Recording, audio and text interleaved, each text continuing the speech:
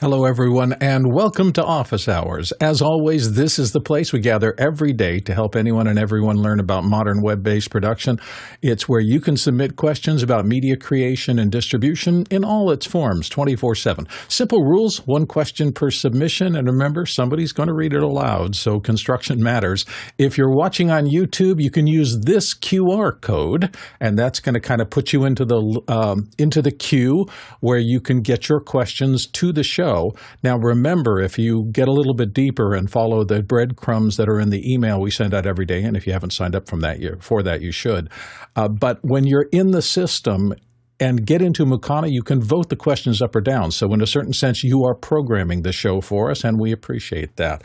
Okay, those are kind of the basic rules. It's time to get into your questions, so let's dive in.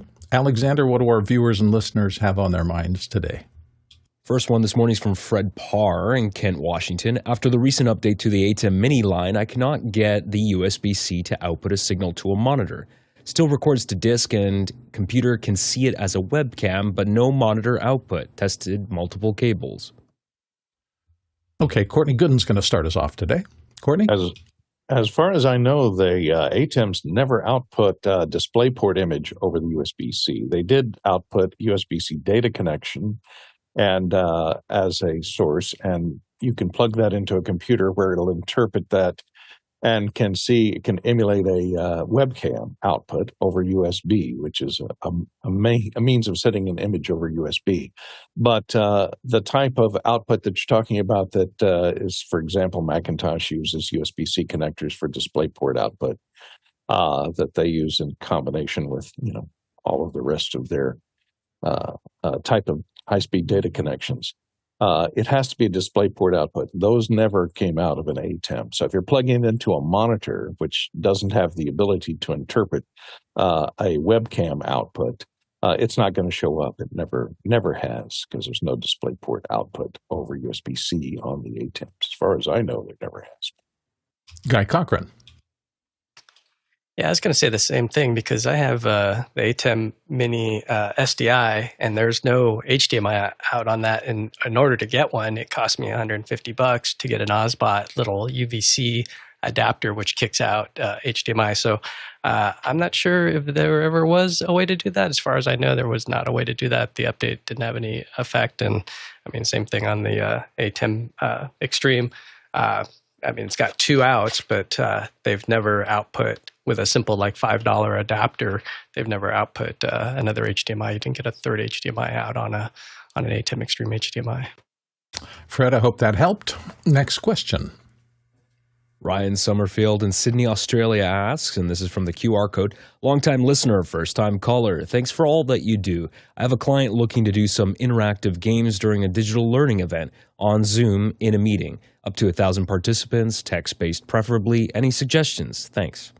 Welcome, Ryan. Nice to have you in. Alex is going to help you. Yeah, you can just hear me right now. Something happened on my computer. Oh, dear. So hold on. Let's see if I can come back up quickly here. Let's see here. It's having a little tech issue. Let's see if I can. It was a dark and stormy night. Yeah, exactly. It was a dark and stormy night. I actually don't know now why it is not coming up. You're going to have to just talk for a second, Bill, while I work. Absolutely. Well, Courtney's going to weigh in on this as well. Right. So, Courtney, you go ahead, and we'll get back to Alex when he comes back on. Well, you might want to do a little tiptoe back into computer history and go with text-based adventures like Colossal Cave, one of the original Zork. I've been eaten by a Zork. Colossal Cave. All these are available as emulators online. So that's interesting, and you could have the audience contribute suggestions as to what to do. You're in a you're in a cave surrounded by twisty-turny passages. Which direction do you take?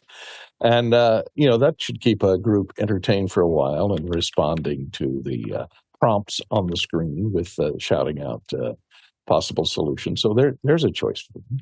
Clever idea, Courtney. Thank you. Jesse Kester, what do you think? I'm thinking this is almost more a game theory question than it is a Zoom tech question. And some of the ways you could approach it are exactly like what Courtney said, is a text-based adventure. But I think the real question is, how do you put your folks in buckets? Are these 1,000 people all voting together to try to achieve a win state in one game? Are you pitting groups of 10 against each other in groups of 100? So I've got a lot of questions about kind of like the game theory behind this. Alex, what have you got? Yes, sorry. I don't know exactly. It's a long story. I quit something on my computer, which seemed to have created a chain reaction across the system here.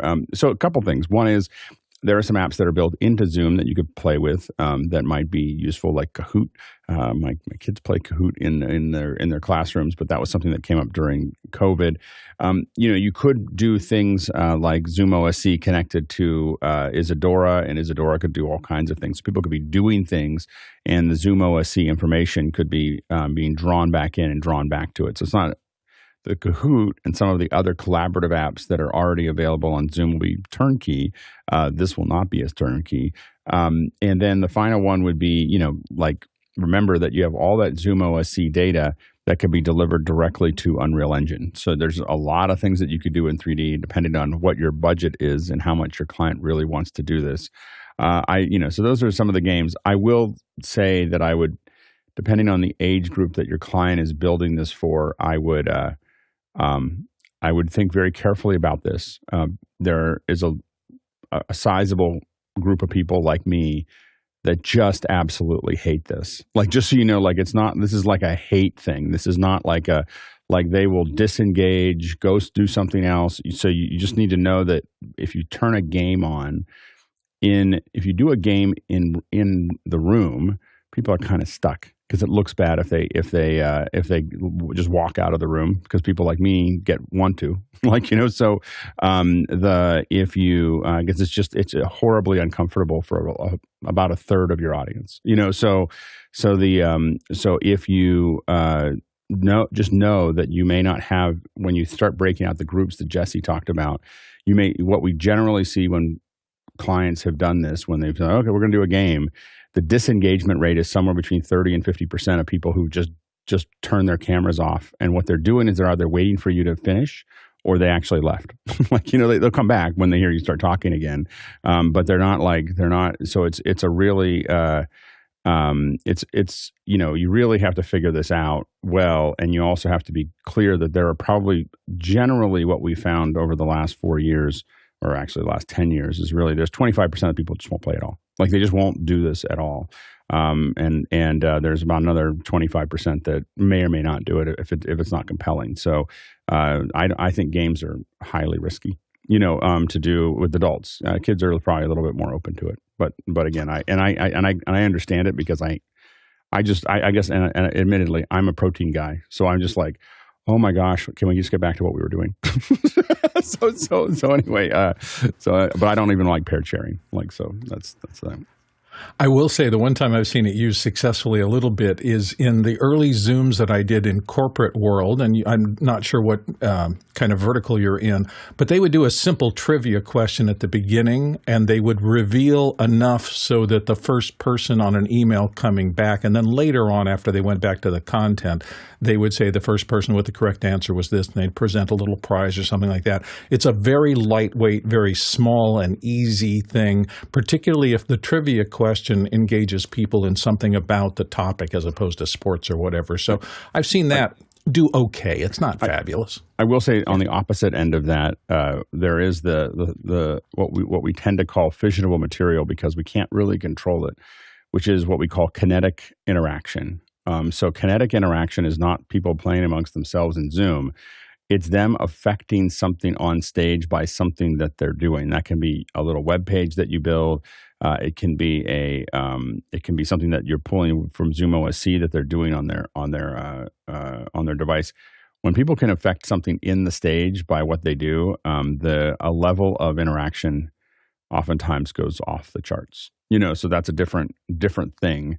That's pointed towards your event. I've talked many times about the infamous flamethrower, but we've done other things like that where you can turn something on or move something back and forth by interacting, and then that actually gets a lot of attention pretty quickly. Jesse Kester, you had an additional idea? The other thought when you're talking about risk is that most game theory doesn't survive oxygen, so you gotta road test whatever you're building before you put it outside into the light of day, because people are programmed to experiment with the parameters of any game they're given, and they will break your game almost immediately if you don't road test it so ruggedly. There's always somebody who wants to play the system. Well, hopefully, Ryan, that gave you some ideas. Next question. Next question's for me. I'm messing around with an Atomos recorder and scopes. How do you read an RGB parade properly? It looks like the red and blue values are slightly higher than the green above the 100 line. And Alexander not only read the question to you, but he's got an answer. Alexander? Well, I just wanted to cut to this just so you can see this, but I just did this morning so you can see it, but this is what I'm dealing with here. Yeah. Oh, okay. Well, yeah. Alex can break it down for you. You got things over 100. You got all sorts of stuff going on. Alex? Yeah. So what you're looking at there, though, is that you're not trying to have things be under or over. What it's telling you is this is the brightness of that channel. So if your scene has a lot more warm colors, so you're going to see a lot more in the red and a lot less in the blue. So that's really what you're looking at there. And so if they would only be even if they were pointed at gray, that was evenly lit, that was neutrally lit. So what you're seeing there, though, is that's the brightness of every line going across. That is the brightness of every pixel there that in the individual channels. So if you look at a general waveform. At the luminance, you'll see just all of those summed together. The reason that the RGB parade is so powerful is that you can see that certain things might be going over 100%. So if you looked at your regular waveform, you may see only that it looks like it's all fine, but you'll notice that some of your colors might be flattening out a little bit, and that's because some of the channels have actually reached their peak. So the RGB parade is a much more useful thing to look at for me anyway, overall. So, if things are going over 100, it probably means that color is going over 100. That's what you're probably, that's typically what you're seeing there. And so you can start to use these tools to figure out how to balance things out, but you're not trying to balance a complex you're not trying to balance a complex scene and have the red, green, and blue look the same. That would only happen if it was gray, because gray would be the even across all of those things. So there are charts that will let you identify what you're actually looking at there, but you can look at that right there. I would say, well, you got to if you showed me that without showing me you. I would say you're peaking. You probably got some lights in a couple places, and your scene is relatively warm, and that's all I would take from that. But there's nothing wrong with the signal that you're having there. It just shows you that your preponderance of color is in the red channel and the green channel, and there's a lot less blue, which I think that from your scene is pretty accurate. So anyway, that's what you're looking at there. Does that make sense, Alex? Absolutely. Thank you. Yep. All right, let's go. Next question. Next question is from Scott Mueller in Germantown, New York.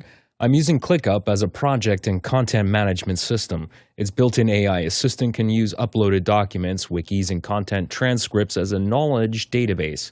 How is the panel using AI in project management and content creation?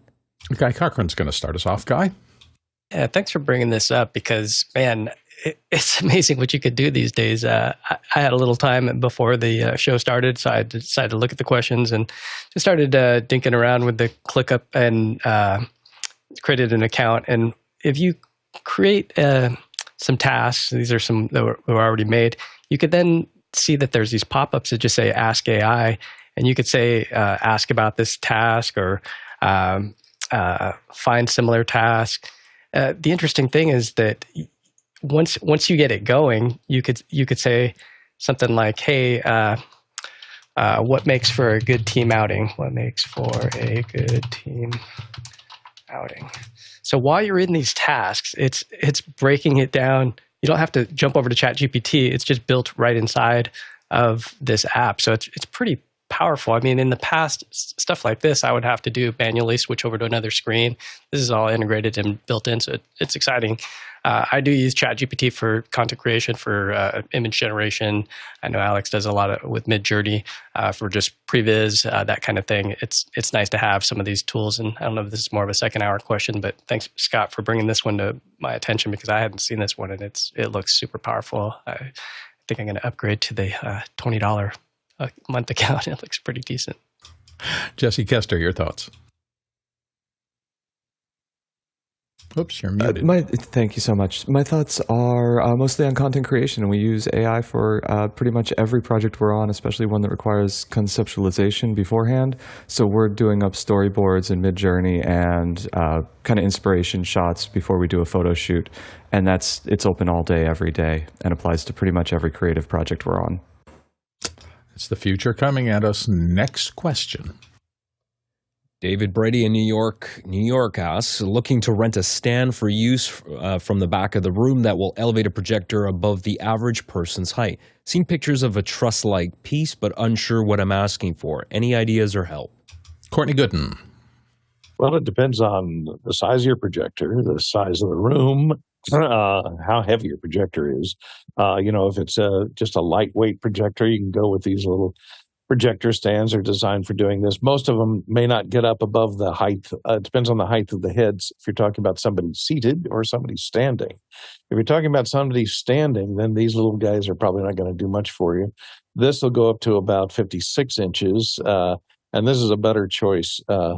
You can rent these from most AV companies, have projector stands like this that are adjustable in height up to about 56 or 60 inches. But that may not be enough for you. If that's not enough for you, you can go to something like a high roller and put a flat baby plate on the top with a piece of plywood bolted to it. Put your projector on top of there.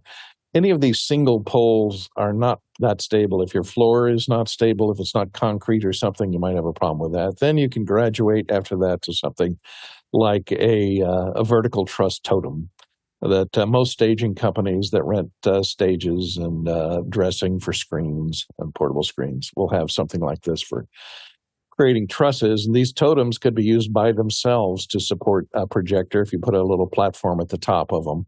To support your projector, if it's long as it's not, if it's under 100 pounds or so, it should be fine.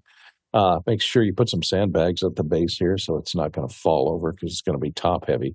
Otherwise, you can get two of these and put a horizontal truss between them and hang the projector from them. And most projectors, of course, have a means of inverting their picture so that they can be hung from overhead position if they're hung upside down. So those are some choices for you. Most of those are rentable from AV rental companies and staging equipment rental companies. Alex Lindsay. A couple of things from our producers watching. James Haldane says you need a truss totem, which is what Courtney talked about, a base plate piece of 2-meter truss, pins and a plate on the top, possibly some sandbags, which was talked about. Ronnie Hofsoy said we use truss on a base plate, solid and rugged. Craig Kadoki says with larger projectors we put on scaffolding, more stable than a lot of the other options, but takes more space. John Wallace says, I like speaker stands on a projector mount installed. And John Snyder says, for our house of worship, we welded our own using a steel disc from a tractor as a base, rock solid but movable. And John Wallace added, sandbag the totem. So sandbags are important. Weight down at the bottom is important. Most of the events that I've worked on have truss or basically build out something that's a little bit scaffolding because we often have we often end up with two or more projectors pointing at the same screen. So oftentimes the scaffolding is having those side by side keystone together and head over each other. Keystone together, so that there's two advantages to that.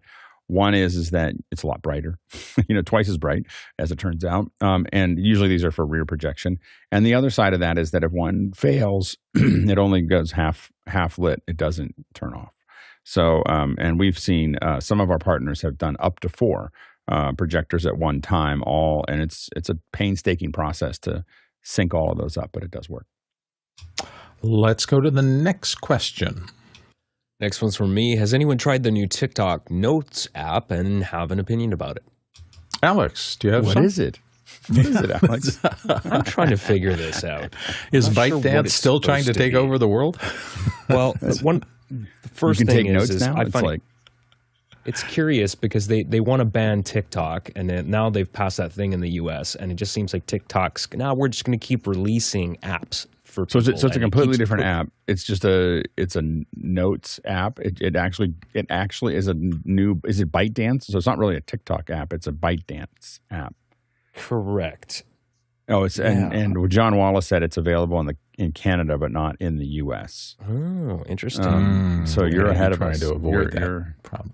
Ahead of the curve for once in Canada. Did you try it? Is it just a notes app? Is that all it does? You just take photos and put notes on it. It's very simple. It's very simple. Is it for like memes? Is it something that you can take a photo and then throw some pictures? You know what it looks like? It looks like Instagram is what it looks like. But is it like a still version of CapCut? Like it makes it easy to throw display text on top of. Yeah, it's just like a photo and literally notes under it. It's super simple. Oh, so it's not even over top of the image. It's just notes under.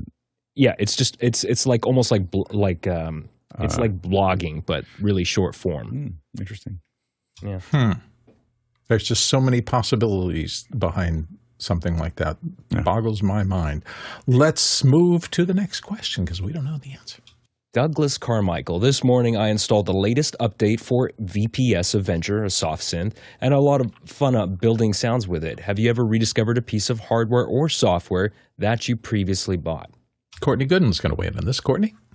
Well, many years ago, I bought a Korg analog synth, which was great fun to play with because it allowed you to use the basic tools of synthesis to develop sounds and combine, envelope generators with noise generators and oscillators and variable voltage frequency filters. And then I sold that many years ago, but lately I thought, it'd be fun to get back into analog synthesis and play around with that stuff. And so I, along with Alex and a number of people here, bought one of these Behringer Poly Ds. And this is kind of like a clone of a Minimoog back from about 25 years ago. And it's really fun to play with because it's got the same basic situation where you don't have to deal with the patch cables patching together the four oscillators and the voltage control amplifiers and the filters and distortion. It's all there. Plus it has a keyboard for interfacing and playing like a regular synth. So it's a whole lot of fun. And I bought one of those to play with. It also has a sequencer so that you can sequence up to 32 or 64 notes in sequence and run them in a sequence.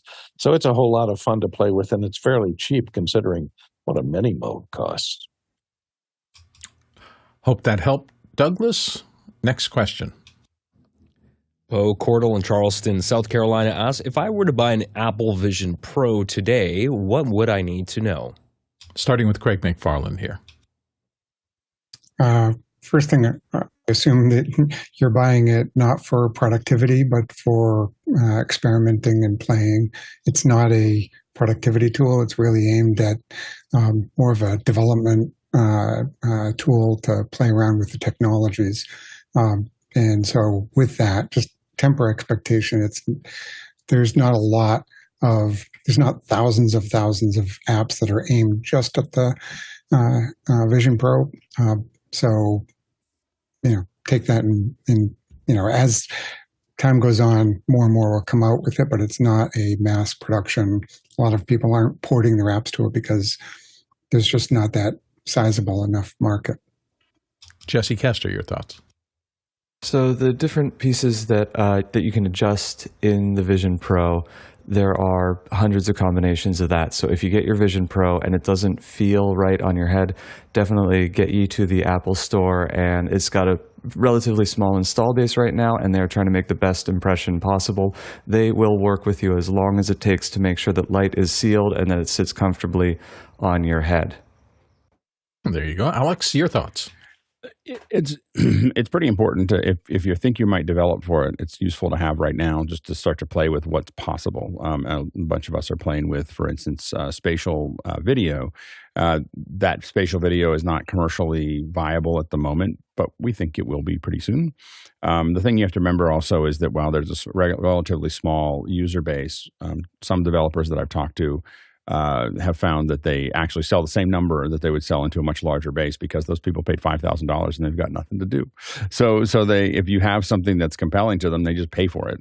So that's a different side of the puzzle. It doesn't. You may not necessarily get less. Developers may not be getting less revenue because they have people who are actually interested in and kind of hungry for new content. It is a little short on the content. You make sure that you're. There's a bunch of spatial stuff that you want to look at there. That's going to be important. I think you're going to see more and more, especially as the Blackmagic camera comes out. Suddenly, when everyone's able to do stereo 180, you're going to see a lot of stereo 180. Like it's going to, and it is, when done well, very compelling. And so now most of the examples that are on the headset right now are not very compelling. I think even Apple hasn't really hit it all the way, but I would definitely take a look at that. Also look at things if you're looking for things that are the history, like or that point you towards the future. Is JigSpace is a really interesting app where you get to have learning modules where you can put things together and have things explode out, have animations, have things annotated, and they've got an authoring package for that. And so I think that could be something that you may want to take a look at. If you are like me and years ago decided you would start buying all your movies on Apple TV, the Apple TV app, it's a good deal. So you have 600 movies to pick from, and it makes it much easier to enjoy. But otherwise, I would just get it and start downloading apps. You don't need a ton of space. You do need a little bit of open space in front of you where you're seated. You don't need a ton of space for things like JigSpace. You need to be able to walk around because you'll get a full-sized F1 racer sitting in your living room, and you might want to walk around it. So there are things that are walkable. Again, if you decide you want something to be fully cooked and you're going to start using it today, may not be the right thing. If you want to see a glimpse of, a potential future, it's good. It is definitely not a productivity tool. And I would think of it as an anti-productivity tool because it doesn't have a clock. And so I have to be very careful when I put it on because I notice that I lose hours. Like, it's just a very funny thing. With the Quest, I jump in, I do the thing that I wanted to do, and I leave. With the Apple TV, I'm texting people, and before I know it, I'm in some FaceTime, and then I'm doing something else, and then I look at it, 4 hours, I've been gone.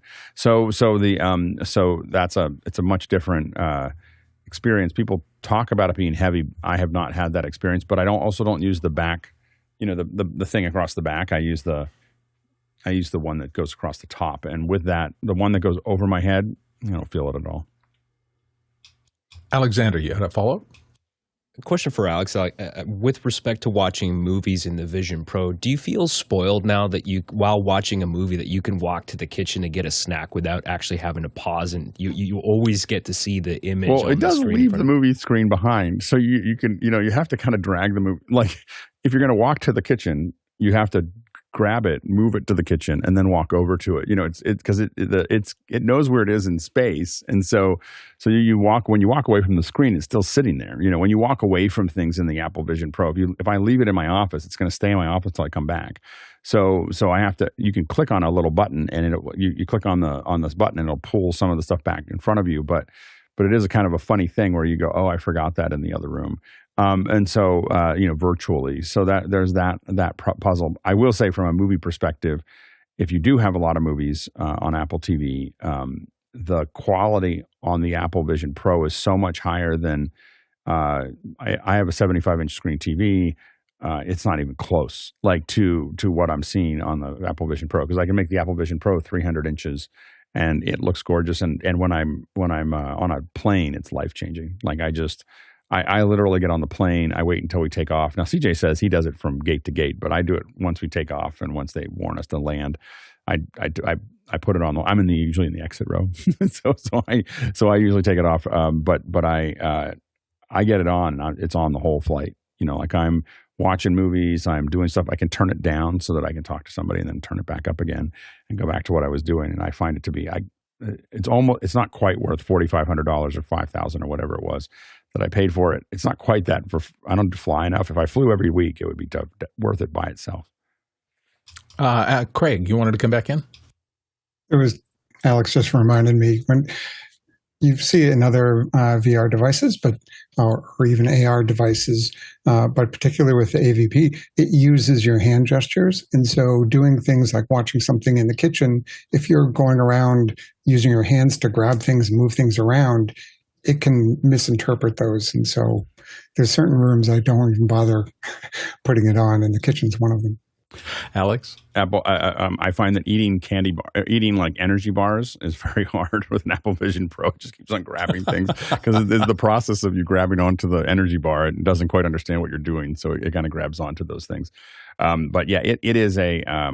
I will say that it's a pretty amazing device, and I'm getting the sense, looking at some of the stuff that's coming out as they move forward, that we haven't really seen the full quality of what the headset, people keep on talking about it being overbuilt.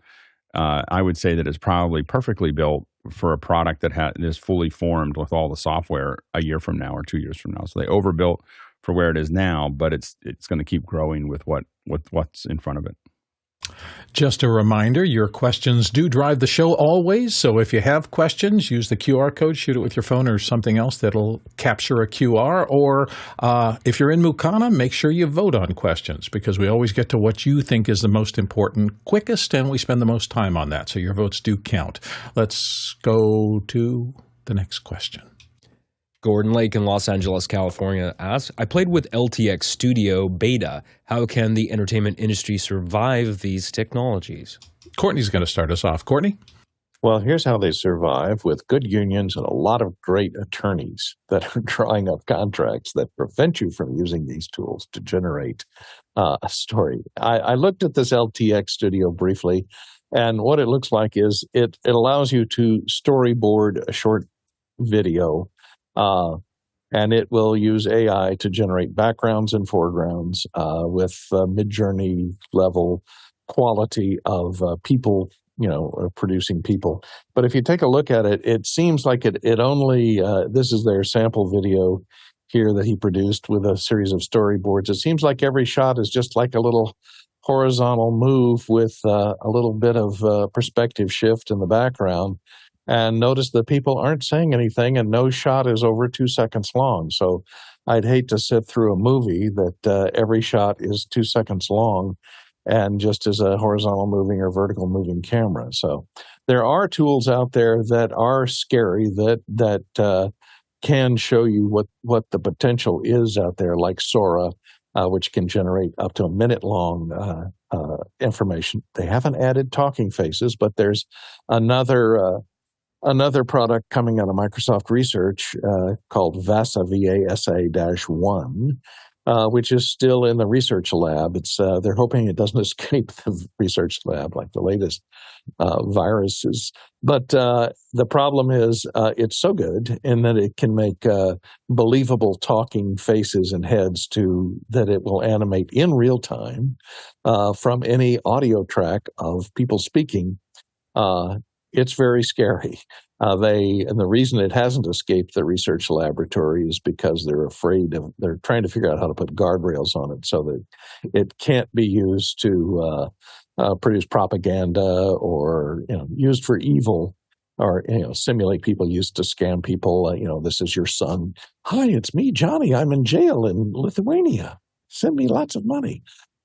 For use by scammers, it could be a tool for evil use as well. So they're trying to figure out how to put limitations on that. But if you take a look at VASA-1's research of their talking faces, you'll be really surprised at how realistic they can look. And that's why all the recent contracts negotiated by the Screen Actors Guild and the Writers Guild and now IATSE have clauses in there to prevent use of AI from taking their jobs. That's how the entertainment industry is going to survive. Alex. Yeah, I think that obviously we have to always be careful of assuming that where we are now is not where we're going to be in a year or 2 years or whatever, as this gets a lot better, because right now it's pretty junky. But I think that when we see Mid-Journey improving, the problem really is that even when you have a human director with human actors, only a very, very, very, very tiny percentage of them, and this is after, with a lot of practice and with a lot of experience and with oftentimes a lot of money, only a very, very small percentage of them are successful. That actually build something that's compelling. And so I think that the challenge really is that AI it's going to take a much longer than I think most people who are worried for AI to get to something that it produces, something that is on par with the top level stuff that we're streaming out right now. If you look at the film quality, the presumed innocence, the Tenet, those types of things, it's a long way away from that. That said, I don't really think the danger is in Hollywood using AI, which they will do to some degree.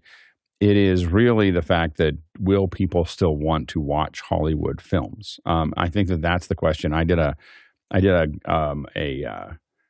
poll yesterday. I asked, because we were having a discussion, so I just ran a poll on Twitter, on X or whatever you want to call it. And I said, if you only could use one service for the next 10 years, what would you use? And by far, 53% said YouTube. So the thing is that YouTube is becoming much more, YouTube and TikTok and everything else is becoming much more part of what people are watching. And I think that's a really interesting thing. Also with the streaming, my family, and I don't know how representative we are, enormous parts of my family are watching old things because it's all available. So my daughter is watching the Brooklyn Nine-Nine, and we sit around watching Chuck, and my wife watches Sheldon, and there's all these things that are all these different things that people are watching, and none of them are new. And we get around to watching the new things every once in a while. But the sheer availability of some of the older stuff, you get to pick and choose that top 1% of the things that you liked from the last 30 years. And that's a really difficult thing. So I think that the entertainment industry has a lot of problems that are much deeper than LTX Studio. And it's that the quality of the content. I mean, the reason I asked the question about YouTube was because I was noticing just the insane quality of some of the tutorials and how-tos and other things that I was watching on YouTube, and just realizing that there's every little thing that you're randomly interested in has a high-quality video for it. And I just don't know how Hollywood really, I think if I was at Hollywood or if I was working in Hollywood, I would worry a lot more about the fact that users can generate all this content and something that's compelling into specific verticals than I would worry about AI. Alexander Knight. Yeah, I don't think this is really in danger of replacing movies anytime soon, but it just struck me at the rate that this technology is improving. I think there could be a whole new market in the gaming sector. Like, just imagine you put on your VR goggles at some point in the future, or your contact lenses or something like that. What if you could just ask the AI to generate a completely unique, bespoke game to your requirements, and it could just generate it on the fly. Put me in this world that looks like Blade Runner, and I want these characters, and I want this type of storyline, and it would just make it for you. That would be something incredible. Jesse Kester. Alexander, to your point, we work a lot in the gaming industry, and gamers are very, very, very, very sensitive to the quality of the human delight behind the content that they consume in video games, which is kind of dovetails into my answer to the core question of how can entertainment industry survive these technologies, and that's by being hypersensitive to the demand side of the supply-demand chain. And what I mean by that is, if you're a film producer and you ask the question, what do you like about Marvel movies, you're missing the mark by 100 miles. The question to source from your from the demand side of the chain is, what do you like about entertainment? What's delighting you? What's exciting you? What draws you into content? And you'll find that 9 times out of 10, it has nothing to do with the specific industry in which you're ensconced, and that's how you survive. Courtney Gooden. Yeah, the method of watching could be, one variable that changes in the future. But I think mankind always has the interest of hearing stories. It started in the caveman world with them sitting around the fire telling stories of the past, and drawing pictures on the cave walls with mud and things. So that has survived for eons, and I think it will always survive. And as far as these interactive production tools that are out there to let you craft your own story, these kind of things have been tried in the past. There was Kino Automat that came out of Czechoslovakia in the 60s, where you'd go to a theater and the audience would choose the direction in which the branching in which direction the storyline would head, so with a little voting device. And of course, they developed storytelling, interactive storytelling programs like this to play at home, so that you could choose at certain division points which direction the story would go. And then they came out with the ability to watch a football game from a lot of different perspectives, and you could choose your camera position and so on. But eventually all of those failed because the audience is kind of lazy. They just want to sit back and disconnect and not actively try and guide the story in a way that they want it to go, but be told a story. And so that's why I think a lot of these interactive gimmicks that have been proposed over the decades haven't really caught on and succeeded to any degree, because I think people just want to sit back and listen and enjoy the story. Just like AI books, I'm not sure how well those are going to be. Standard literature, there's still bookstores just full of books to read. And the fact that computers can generate images, and there's been video and high-def video and HDR video and big screens that you can put in your TV, people are still buying books and reading, It's interesting. We were discussing in pre-show today the fact I brought up that Linda and I had watched a movie last night, the old Adam Brooks movie, Definitely Maybe. And it's from way back, but the thing that charmed us most about it is that it was not predictable. They set up the beginning of the film give you options as to who's going to end up together or whatever, but we were guessing until the end. So much of the movie content we watch today seems like it's on an algorithm, and we know 20% into the movie or 40% into the movie exactly kind of how it's going to play out. And that can be fine, and people like that.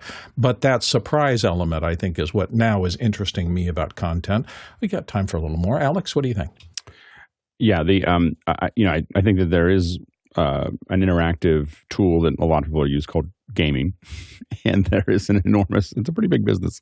So people being able to actually interact with what they're doing, but I think that gaming is a pretty big business, and so I think but I do think I agree that there's some passiveness to it, but to other kinds of content. But that passiveness doesn't have to necessarily be 2.5 hours or even 44 minutes. And so I think that that's the issue is that the next generation is looking at stories that are 1 minute, 3 minutes, 8 minutes, 18 minutes. And they're not necessarily tied to that. They're just interested in things that they're interested in. And I think that splintering is continuing to kind of open up into a lot of different places. I also, I think that the entertainment industry, again, there'll be an entertainment industry, but they can't quite get their head around, I think, what it takes to do this. And I think you're seeing this in box office. There's a couple successes. Inside Out was a big success. But it's been pretty hard to predict what's going to do well and what isn't, because just a lot of people aren't even making decisions now about, again, they're not making decisions about whether the movie's good or not. They're making a decision about whether they want to go to the theater or not. And that's a very different set of calculus, for a viewer of, that looks good. Like I watch a lot of trailers and go, that'll be great when it's available on whatever service I have, but I'm not interested in going to a theater to see that. And there's a handful of them, maybe 1 or 2 a year at this point. I used to watch a film at least one. I used to go to the theater at least once a week. Like that was how often I went. And now I find myself going once or twice a year. And I think that's the, but that is the challenge, I think, is figuring that out. And the next generation is definitely not film oriented. So. Jesse, you want to finish things up for us? And something to keep in mind in the great AI versus artist wars that we're getting into is that audiences become fans of an artist because what disgusts and delights the artist also disgusts and delights them. It's like this shared feeling, this shared worldview. AI doesn't experience delight or disgust. Like a large language model doesn't really experience those feelings. So it's hard for me to understand how it could generate a reliable, monetizable fan base in the same way that shared human experience of delight and disgust can. Next question. Guy Medor in Dacula asks, as a neophyte, I tried and failed to use a Zoom H6 handy recorder with Logic Pro for recording a single room multi-mic panel discussion. The key problem was mics picking up more than one speaker's voice. I'd appreciate any advice. Thanks. Guy Cochran's going to start us off here. Guy? Hey, another dude named Guy. That's a cool name. I have the little brother to the H6. So H6, it's the got a Bluetooth adapter that you can get that will allow you to use the iPad app. So then you'll have the faders and be able to control and close mics so that you're not leaking. You're going to have to ride those faders. The other thing is just which microphones you're using, because if you're using something like an SM58, this doesn't have as far as a reach as something like a shotgun would. So it depends on your mic selection. A head-worn mic would probably be the best in terms of isolating someone's voice in a room. The other thing is just spacing people out, trying to get further away from each other depending on the size of the room. So you got a couple things there. It's microphone selection, microphone placement. In other words, how close can you get it to their mouth? But yeah, popular, $99 for an SM58. You'll notice a lot of panels will use these types of mics just because if they're rotating people out, they can just sit down. They're not having to stick lavs on them and all that jazz. So a couple tips there. Jesse Kester? And also keep in mind that if you want to do your editing in post, you can record multi-track in Logic, and it can take the inputs 1, 2, 3, 4, and L and R, and run them to 6 discrete tracks in Logic, and then you have more control in post. But if you're going to do that, it seems to me that it would make more sense to record those 6 ISO tracks directly on the Zoom instead of piping it into Logic before doing those records. And mic proximity is really what's gonna get you across the finish line on this one. Alex? Yeah, mic placement and mic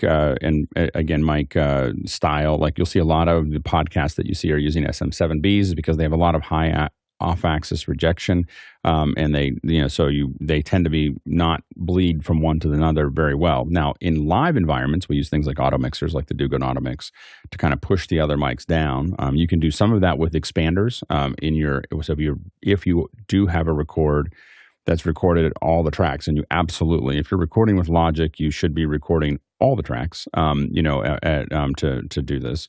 So each individual mic, you should have them all there. And then what you're going to want to do is you potentially can use an expander or a gate gently, please, to push all the other mics down while someone else is speaking. A lot of folks like me will go through one of these things. When I used to edit Twit, and I used to just automate the whole thing. So I would literally just pull everybody down that wasn't talking. So it created a very clean sound. But I would tend to not bring it all the way down, but I'd bring them all down so that they were all, I usually drop them 20, 30 dB. So you'd still hear like this little air of things happening. But otherwise I would pull a lot of stuff down so that it would isolate each person. It does take more work to do that. But we were calculating, well, there's 200,000 people listening. It's worth spending a little time to, make it just right. So I have a tendency, especially when I was doing the gray matter stuff, and I think that Jeff does the same thing is with his 2 people, I absolutely automate everything. I just pull the other person down that way there's no hits or back and forths or whatever. I get rid of all of that. That's like the first pass. And for a 1-hour show with 2 people, that'll take me about 20 minutes because I can just see the waveforms. So I don't even try to figure it out. I just go through and just knock all that stuff out. And then I start working on what's next. Courtney Gooden. Yeah, you just bought the wrong recorder. You should have gone up one to the, it's a little more expensive, the Zoom F6. Now, the F6 has much better preamps than that H6 does. They're much quieter. It's more of a professional machine. The F series from Zoom is designed more at media professionals. And a benefit of that is this also has auto mix built in. So you can put up to 6 inputs in there, set the auto mix turned on. It's a Dugan style auto mix, and it will do, as Alex said, it will favor the microphone of the person that's speaking and turn the microphones down about 20 dB or more from the people that aren't speaking, so that you don't get that bleed from the other microphones into that one person that's speaking who's keeping their microphone up. That bleed creates more of an echoey room because the sound is arriving at those microphones from the speaker at a delayed point because they're more distance from the speaker. So it sounds like a much more open and echoey room if you keep them all up at the same time. So you can record, and that F6 has the ability to record multiple files simultaneously. So you can record a mix file that has auto mix turned on to it, as well as 6 ISO files in a separate file. And so in case the auto mix makes a mistake or someone interrupts and it gets clipped a little bit by the auto mix, you can fix it in post because you have the original at full volume in an ISO, and you can take that multi-track in there and just patch and fix the little overlaps that the auto mix may have not been graceful enough with. So that's my solution. I have an F6 and I'm pretty happy. I've tried the auto mix and it works actually quite well. And wrap us up, Alexander.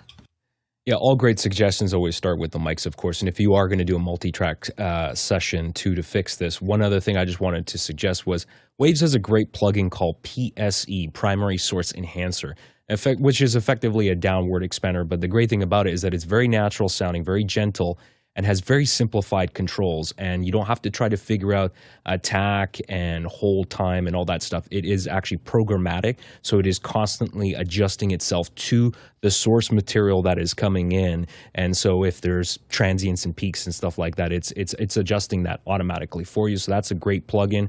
And of course, on the hardware side of things too, you may want to step up to something like a Midas MR18, which has better preamps than the X Heir rack. And that one actually has auto mix as well. And that will really help things, especially if you're trying to speed up the process of post-production. You don't want to do all that work. You can do the auto mix processing in the box. Plus, you've got dynamics processing in there as well that you can utilize, and you can mess with that as well. Thank you for your question, Guy. Appreciate it. Next question. Douglas Carmichael asks, I've been using Claude extensively, not only as an information resource, but also to aid in adjusting to independence as someone with a disability. Could a well-designed genAI platform support adults with disabilities in gaining essential life skills? Alex Lindsay, what do you think? Yeah, I think absolutely. I mean, this is definitely going to be a place to where AI is being used for a variety of different challenges that people have as far as managing that. So this is going to be a pretty hot item. Next question. Chris Widener in Indianapolis, Indiana. Overlay VPNs like Tailscale, Netbird, Netmaker, Zerotier. Which is your favorite for routing SRT, NDI, and Dante? Alex Lindsay. I'm not routing a lot of SRT, NDI, or Dante into these, but I think that the one that is the most common that we see coming up is Tailscale. So that's of the four that you outlined, Tailscale has been the most popular. Let's go to the next question. Douglas Carmichael's back. I've been using Slate VSX headphones / room modeling software, and it has been wonderful for working in an apartment. Would there be a similar tool for mixing surround in headphones? Alex, you do a lot of surround work. What has your experience been? You can absolutely mix surround for the output that you're expecting to send it to. So if you are sending something to other people that are listening to headphones, I'm working on some stuff where we know that every person is wearing headphones. I could use headphones in fact, we might want to use headphones to mix that to make sure, because we know that literally every person is going to have headphones on.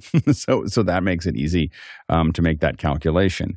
If you're going to do it you generally have to mix to a larger space than what you're actually going to be, what people are going to listen to it in to have that resolution. It's kind of like you need to have the highest resolution image that you may want to use. You can't keep on going up. So the simulators are not going to give you a professional solution for surround for anything other than the headphones that they're in. They may sound good and you may think that it sounds cool, but it's not going to give you an accurate representation of a near field, and it's definitely not going to give you an accurate representation of a cinematic space. They all have different physics, and regardless of what anybody tells you, it's not going to be enough. You can use these to maybe get close, like, oh, I think this might actually work, or it's somewhere in the vicinity. But if you're going to mix for someone's home, so it's what we would consider a near field. You need to be in a space about the same size. And if you're going to mix for a cinematic experience, you need to be in a space about the same size. So those are the things that are absolutely necessary as you start to mix those together.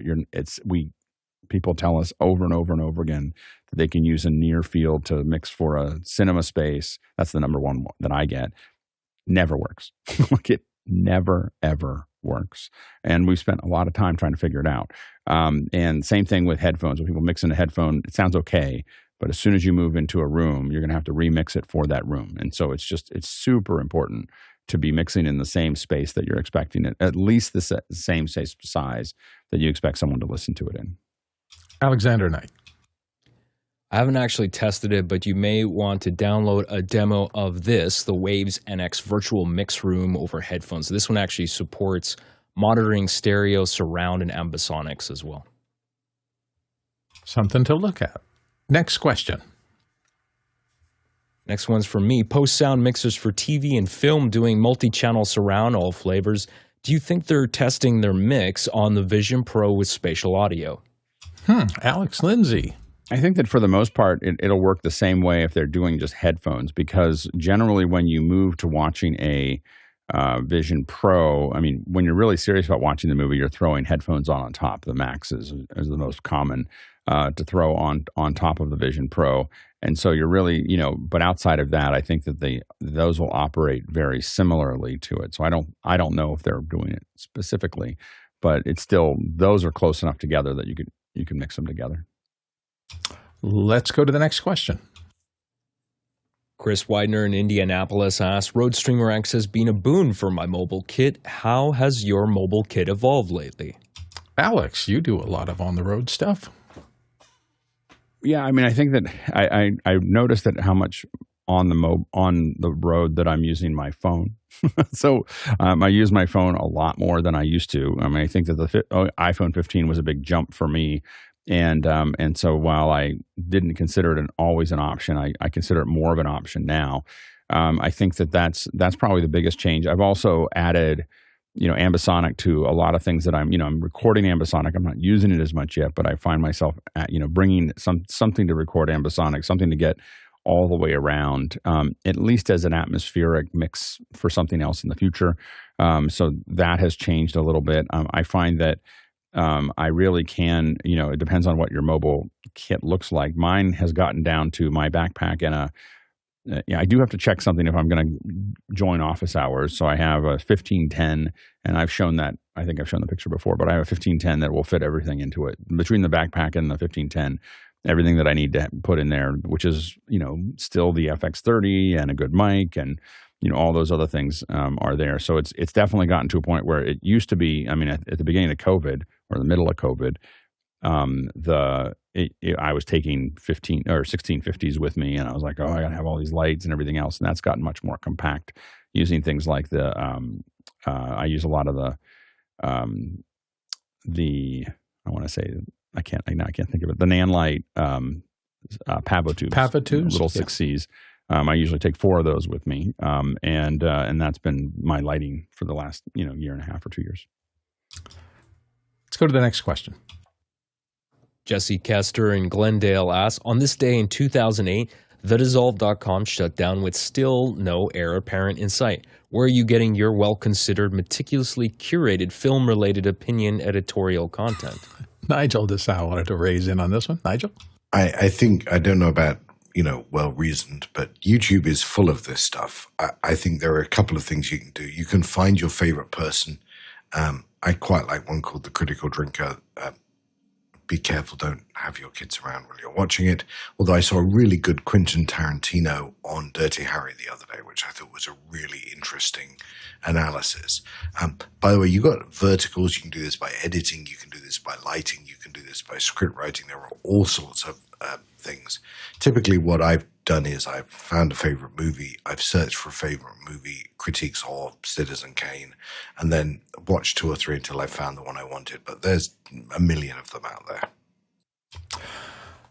Tomorrow's show, Tuesday the 9th in July, Unreal Engine. We're going to talk about getting started with it. Join us as we add a character, it says, to the basic Unreal scene and animate their face in minutes. If you've been following Nick Justishin, he's going to walk you through the process. And if you're interested in learning Unreal, this is really an extraordinary opportunity.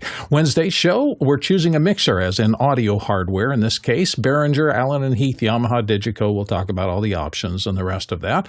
On Thursday's show, we're going back to VisVector. Most of you know that we are in the process of ramping up an evening show occasionally, and we're using VisVector 2 for that. So we'll discuss what we've learned so far, talk about what's next, and get feedback on the system. On Friday, a show that I know I'm going to be really interested in paying attention to, and I think a lot of people are, we're going to be talking about clean system building. As it says here, apps don't migrate. Our IT practitioners will take you through tips and tricks you can use for clean builds for your personal and professional systems. And as anybody who's been in computing for a while knows, if you've done it for years and years, there's so much junk in the background that ends up getting on your hard drives and processes that run in the background. And if you don't clean up occasionally, your things can slow down, and it really makes computing more difficult. Both Saturday and Sunday shows are live, but not recorded. So yes, we're going to still answer your questions. So make sure you hang out for the weekend. It's a great discussion there. That pretty much gets us up to date. We'll be right back.